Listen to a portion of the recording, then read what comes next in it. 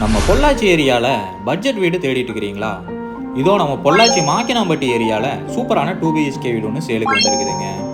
3.5 send கிழக்கு பார்த்த லேண்டில் 1200 ஸ்கொயர் ஃபீட் பில்டிங் கட்டியிருக்காங்க.